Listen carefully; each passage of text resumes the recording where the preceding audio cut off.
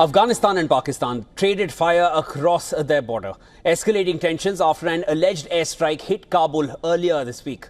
Iran, Qatar and Saudi Arabia, they have urged both sides to exercise restraint. An Afghan spokesperson later claimed that as many as 58 Pakistani soldiers were killed and 30 others were injured. He reported that at least 20 were killed or injured from the Afghan side. He claimed that a significant amount of weapons also fell into the hands of the Afghan forces. Earlier, Afghanistan's Taliban-led government said that its forces engaged in heavy clashes against Pakistani security forces in various areas along the border in retaliation for airstrikes carried out by the Pakistani army on Kabul.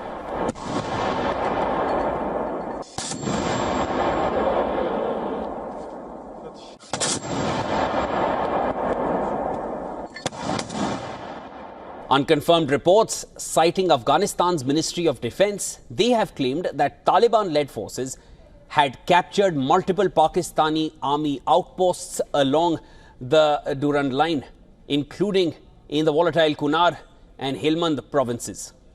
Now, according to the Afghan Defense Ministry, Pakistani side's facilities and their equipment, they were destroyed in these attacks, and there were also some unconfirmed reports claiming casualties on both sides. But Radio Pakistan cited security sources said that the attacks took place at some 6 locations along the border.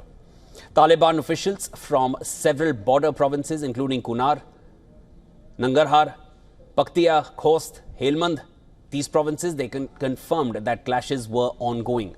And later, Taliban Defense Ministry spokesperson said that the successful operations had ended at midnight. He warned Pakistan that if Pakistan violates Afghanistan's territory again, Afghanistan's armed forces will respond firmly. Pakistani Minister of Interior Mohsin Naqvi called the Afghan attacks unprovoked and said that Pakistani forces were responding with a stone for every brick.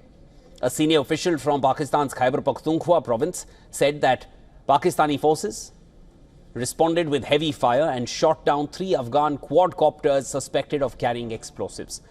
On Thursday, 2 explosions were heard in the Afghan capital and another in the southeast of the country. The following day, the Taliban-run defense ministry blamed the attacks on Pakistan, accusing its neighbor of violating its sovereignty.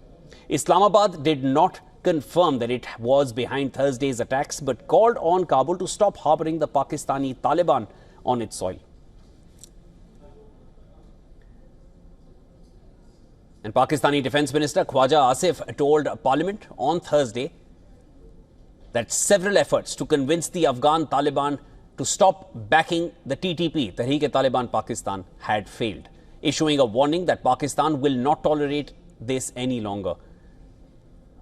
Khwaja Asif has also accused its other neighbour, India, of using Afghanistan to target Pakistan. Now, these clashes are happening when Afghan Foreign Minister Amir Khan Muttaqi is in India. Pakistan has lodged a formal objection with Afghanistan's ambassador in Islamabad over an India-Afghanistan joint statement during this visit, especially the mention of Jammu and Kashmir. It has also objected to the remarks by Muttaqi that terrorism is an internal problem of Pakistan.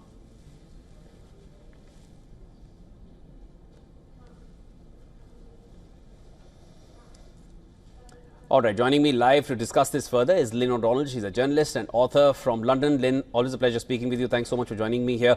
Afghanistan claims 58 Pakistan soldiers were killed, and they have also acknowledged the deaths on the Afghan side. Has this confrontation been far bigger in scale than Pakistan would perhaps like to accept at this point?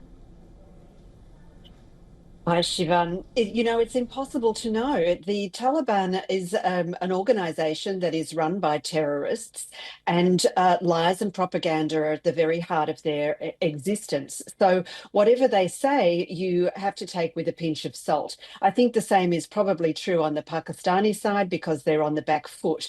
They have been really in confrontation with the Taliban for most of the 4 years since the Taliban came back to power. I've been to that part of the country on the Pakistani side of the border. It's very volatile. Afghanistan, the Taliban in Afghanistan are sponsoring terrorist organizations and attacks on Pakistani army installations and personnel there. They're also closely linked to other terrorist anti-state organizations like the Baluch rebels there. So it's very difficult to know exactly what is going on, other than that there are definite problems. I think the attacks in Kabul that we saw on Thursday, which were purportedly going after the leader of the Pakistani Taliban, Wali Masood, were probably not successful in killing him as the head of the TTP, but certainly put the Understood. Put the willies into the Taliban. Yeah. Understood. And Lynn, as far as the potential of this conflict is concerned, is there potential for a bigger conflict to erupt in future? Because tensions have only been stopped at this point. They haven't really simmered down. West Asian nations came in and they've asked both sides to exercise restraint. But what are the chances of this erupting again?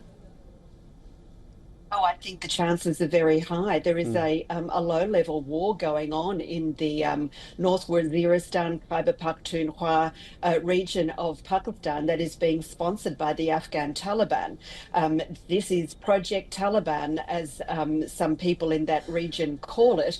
It is a war against the Pakistani state being sponsored by the Afghan Taliban that now have control of a state. This is state capture by terrorists. So I can only see this escalating because of the difficulty in accessing the region. It is hard to know exactly what is going on, but if you talk to leaders there, political figures, residents, there is a war, and it may be low level now, but that conflict can only get worse.